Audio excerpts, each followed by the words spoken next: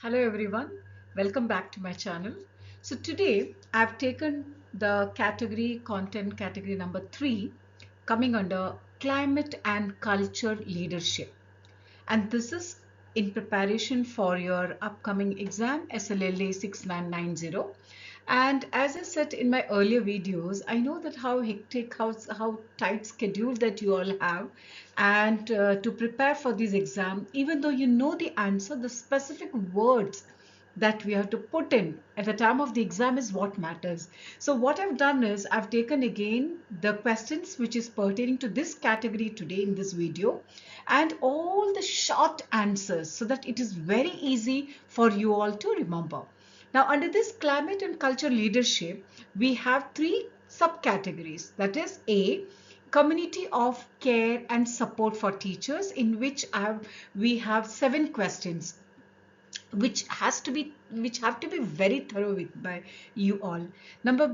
Next is, that is B, equity and cultural responsiveness, under which we have 5 questions given, and the last one is community of care and support for students. So that is under that we have 2 questions. So total of 14 questions is given here. Quickly you'll be able to remember as I would be telling you the points, and I know for sure what is required is just to remember that at the time of examination. And very rightly said, learning and teaching. This invites us to revisit the past, understand the needs for the present, and plan for the future. Beautiful quote.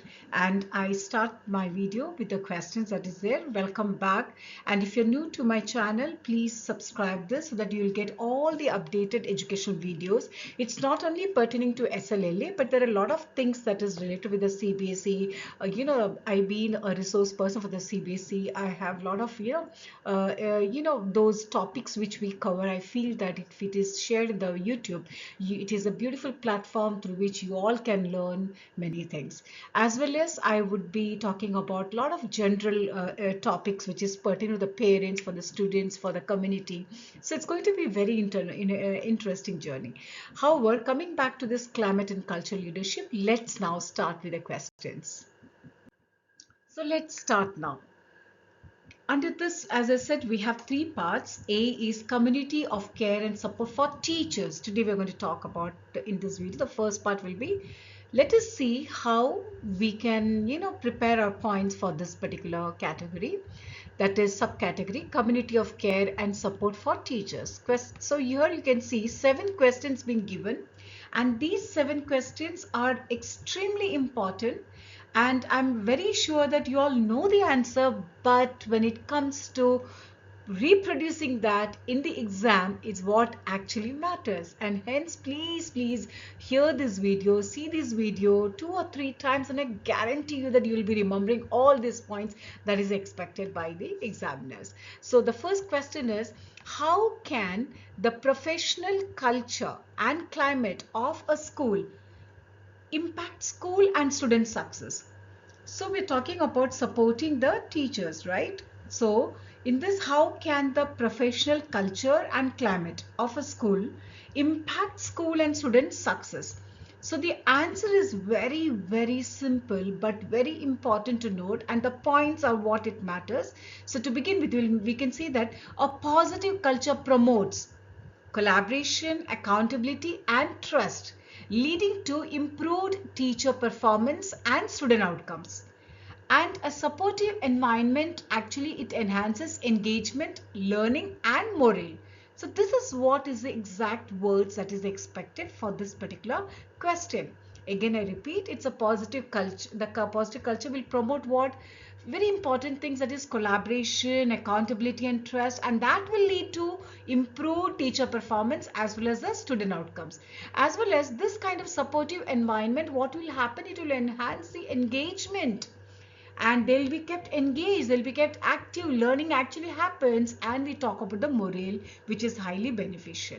Number 2 is, why is taking risk important for improving teaching and learning? So taking risk is very important. How and why? So the answer is, risk taking fosters It actually promotes what? Innovation and experimentation. It encourages teachers to try new methods that can lead to improved student outcomes and more effective teaching practices. So, why is taking risk important for improving teaching and learning? It is because it fosters or it promotes what? Innovation and experimentation, and that will encourage the teachers to try new methods. So that is the answer for this particular question. Next is, what strategies can a school leader use to build or repair the staff morale? Very, very important. See, the teachers are quite sensitive, and as a school leader, we must understand the importance of keep building their or developing or nurturing their morale. And for that, what strategies you as a school leader will do? So very important, you all know the answer, but I just want to give you the tips. Offer recognition, encourage open communication, provide professional development, support work-life balance, and create opportunities for shared decision making. These strategies will definitely help to build or repair the staff morale. I hope you all got the answer. That is, you need to offer, give the proper recognition, and if anything is there in their mind, please call them and talk to them openly.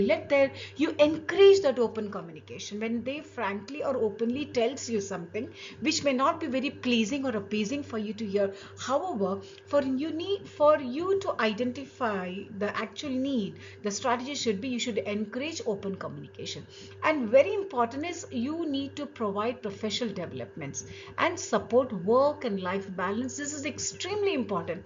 As a school leader, I find some of the schools where the teachers are given lot of work. They have to sit extra hours in the school, and going back they are made to update in the WhatsApp, tell the children, tell the parents, communicate with them as if like they do not have any personal life, which is very sensitive. So what happens, sometimes we tend to lose the most productive teachers because they are not able to balance the work and life. Personal life also has to be balanced. So keep that in mind and try to create opportunities for shared decision making.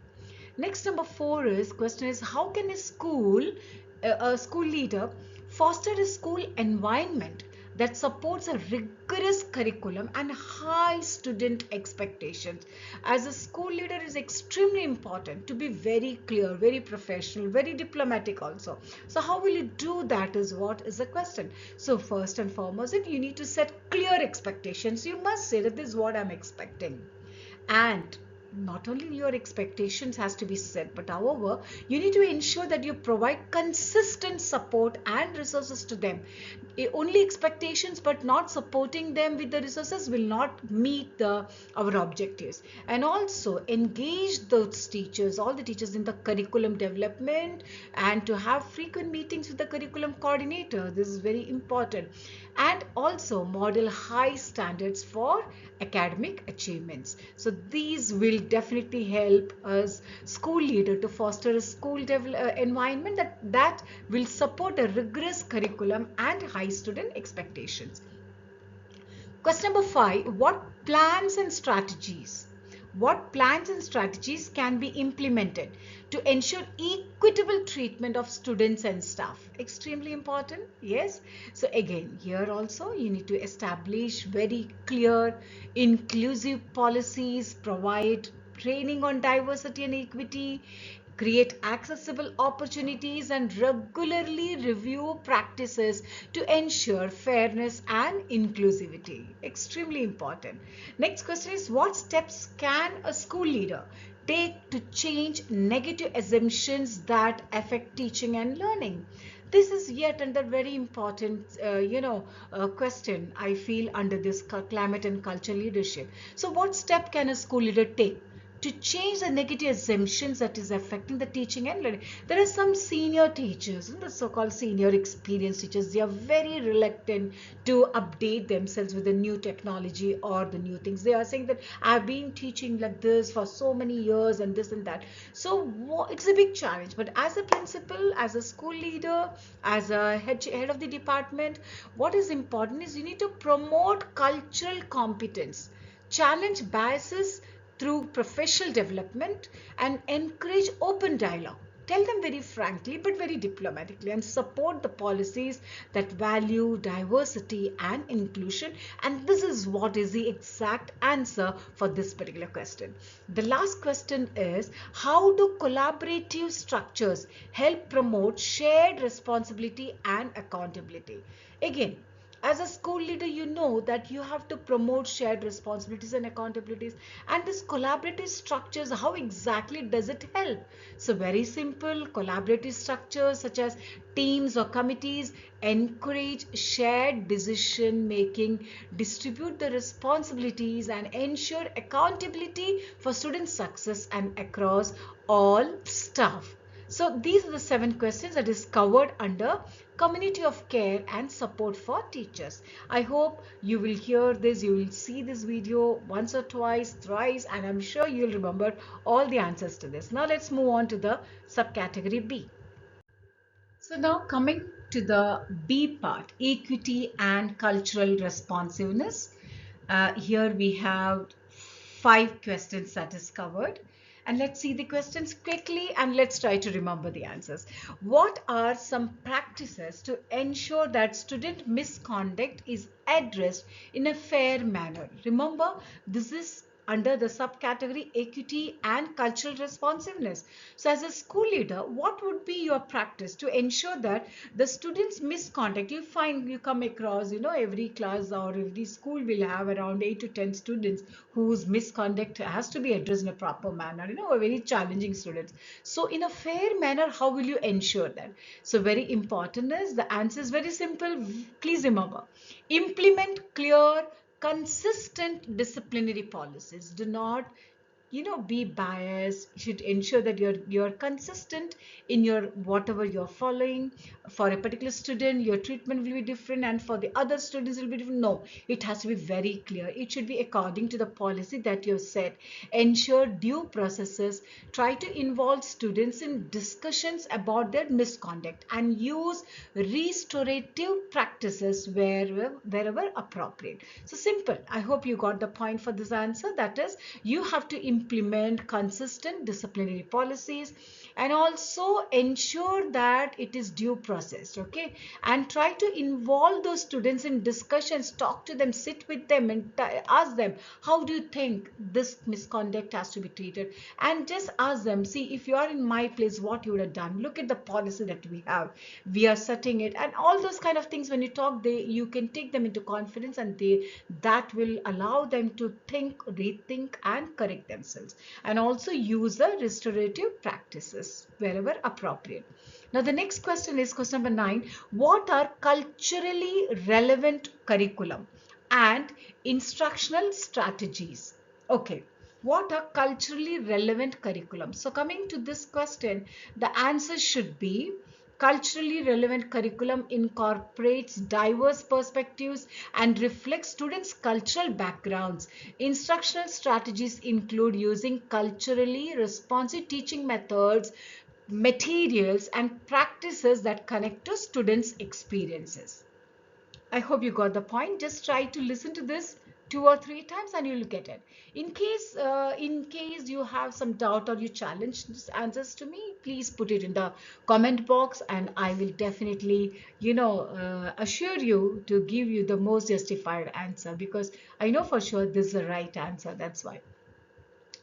Question number 10 is, how can a school leader ensure that students have equitable access to effective teachers and learning opportunities? As a school leader, you have to ensure all these things. So how will you do that is a question asked in this exam. So you remember these points. Ensure fair teacher distribution. Some schools, they don't bother about it. They give the choice to teachers, and they're allowed to take whichever class divisions that they want. I think as a school leader, you need to keep your eyes wide open and observe and see that you are ensuring fair teacher distribution. Okay, allocation and allotment. Also provide targeted support to at-risk students. There are certain risky students, so for them the targeted support has to be ensured, and you have to allocate the resources also equitably, and you need to use data to identify and address gaps in access. So these are the answers to this particular question. Question number 11. What are strategies that can be used to alter institutional biases? So what strategies you will be using? So very simple. Promote diversity in hiring. Conduct a regular bias training so that you are sensitizing everyone. Review policies for fairness. Check again whether everything is fair. Engage in reflective practices and foster an inclusive school culture that values all identities. Very simple.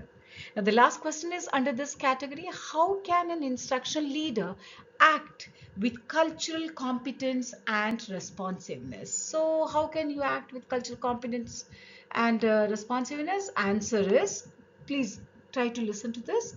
You need to model inclusivity. You need to understand and respect the cultural differences. You need to adapt teaching practices to meet diverse student needs, and you need to communicate effectively across the cultural boundaries. So in simple words, it is model inclusivity, understand and respect cultural differences, adapt teaching practices to meet diverse student needs, and communicate effectively across cultural boundaries. These are the 5 questions which you need to be thorough with. Now let's move on to the next question. Next category, subcategory C. Coming to the C subcategory, community of care and support for students. So here we have 2 questions which are extremely important for you to remember. That is, question is, what are the strategies for building a safe, caring and healthy school environment that meets the needs of students? The question is very clear. Quickly, you have to get the points. So you as a school leader, your strategy should be implement school safety programs, provide counseling and mental health support, ensure the anti-bullying policies are sensitized to the students through the class assembly, or through the teachers discipline in charge, ask them to go to the class and talk about this, ensure that these policies are well understood by the students.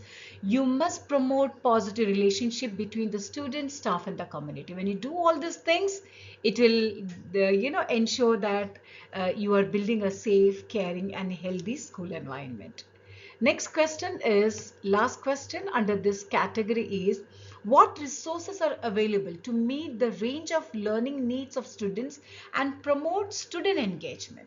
So talking about the resources as a school leader, the answer can be, resources include what? Academic support programs, extracurricular activities, counseling services, the community partnerships that you have done, you have maintained, or you plan to, as well as any specialized program like special education, as well as technology based learning tools. So these are the 2 important questions that are covered under this particular subcategory. So you can see that all the 15 questions we have covered, and I hope that you have understood all these questions. So just see, just within 20 minutes, not even 20 minutes, I've covered all these 14 questions, and you will find it very useful, because as you hear these words, these points will be very clear, and automatically you'll be able to write the answers. So without wasting your time, when you have the questions, immediately you'll be confident to give the answers, and that's what is my intention of this video. So under this climate and cultural leadership, very short answers, very easy to remember. That's a technique that I had used for my when I attempted this exam, and I could pass in the first attempt. So I'm extremely grateful to God Almighty for the bountiful blessings. At the same time, I feel that blessings and those planning and the strategies that I put in to clear this exam, I'm sharing it to you all. So please, in case if you like my video, do not forget to, subscribe, and also put your comments like how you feel, whether it is really good, useful, or you want something more, you're looking forward something more, anything that is there in your mind, please let me know. That's all, and thank you so much. I'm Dr. Sridevi Pitashnath signing off, and see you in the next video. Thank you.